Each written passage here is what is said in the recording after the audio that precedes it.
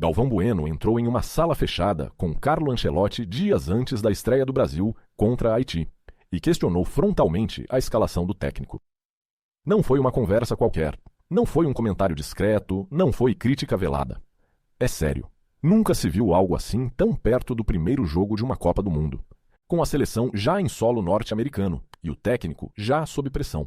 E tem um detalhe que circula nos bastidores e que a CBF ainda não confirmou publicamente.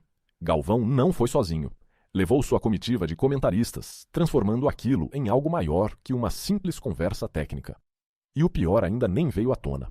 Nos próximos minutos, você vai entender exatamente o que aconteceu naquele encontro. E por que isso pode mudar completamente o cenário da seleção na Copa. Quando algo assim acontece, a dias da estreia, não é um problema qualquer que passa despercebido. Isso mexe com o vestiário inteiro, cria rachadura entre quem pensa de um jeito e quem pensa de outro, e coloca o técnico em uma posição que ele nunca deveria estar, tendo que explicar suas decisões para fora do círculo técnico.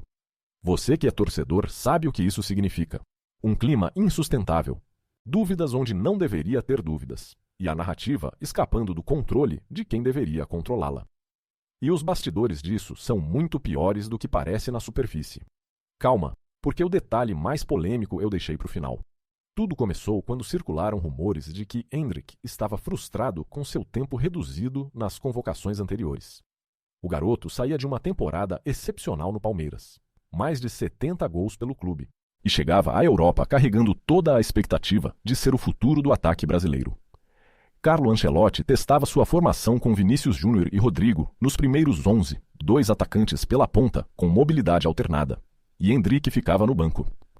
Semanas antes da Copa, agentes do jogador teriam alertado dirigentes da CBF sobre a importância de minutos reais. Não era capricho, era estratégia. Um jovem talento não pode começar Copa sentado. Fontes próximas à delegação garantem que esse incômodo já vinha crescendo internamente. Mas ninguém esperava que Galvão Bueno, a voz suprema do futebol brasileiro, a instituição humana da narração de seleção, entrasse em um encontro privado e desafiasse Carlo na frente de todos. A cena aconteceu em uma sala de reunião do hotel de concentração. Carlo estava com seus assistentes e Diego Martins, o coordenador de seleção da CBF. O silêncio inicial foi ensurdecedor. Carlo esperava críticas pontuais, mas não dessa forma, não de Galvão, não com testemunhas. Galvão senta à frente e vai direto. Carlo, vocês têm Endrick. O melhor ataque para 2026 já está pronto aqui nessa delegação. Por que guardar para quando? Carlo responde com frieza técnica, mencionando a rodagem de Vinícius Júnior, a confiança de Rodrigo, o conhecimento dos movimentos táticos, silêncio pesado. Galvão se inclina para a frente. Contra Haiti, sem pressão externa, é o momento perfeito. Endrick quer provar. A gente deixa ele entrar. Ele pega ritmo. Vocês economizam desgaste dos titulares? E o Brasil vence do mesmo jeito.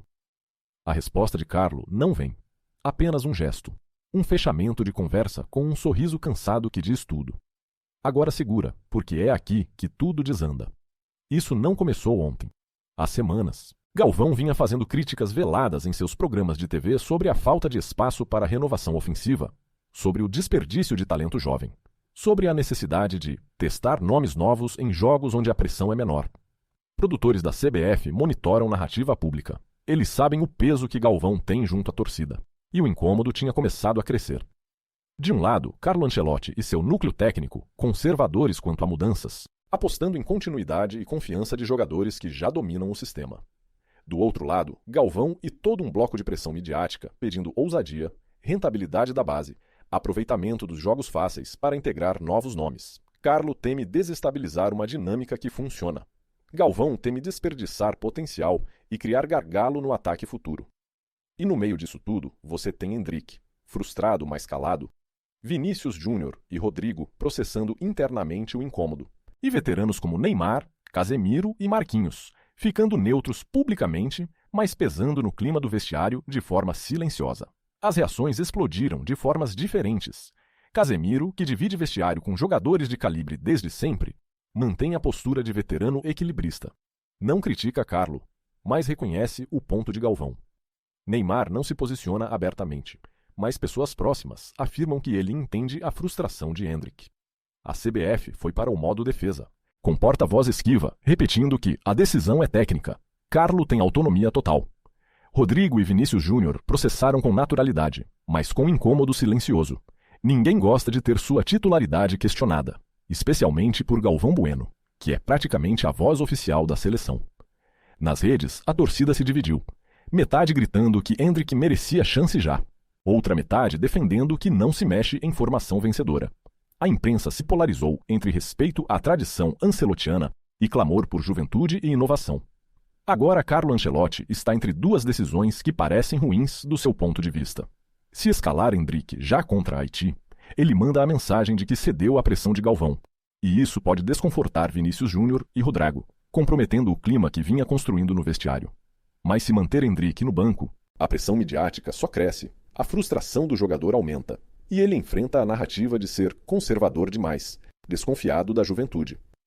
O prazo está correndo. A escalação deve ser anunciada 48 horas antes do jogo. Não há tempo para reverter pressão sem parecer que cedeu. E sabe qual é o pior? Se Endrick entrar e fizer gols contra Haiti, essa coletiva privada vira prova de que Galvão mandou na seleção e a narrativa muda completamente. O peso dessa situação é enorme. Galvão Bueno, que narrou as 3 últimas Copas, que consolidou sua posição como voz máxima do futebol brasileiro na televisão, acabou de cruzar uma linha que poucos ousariam cruzar.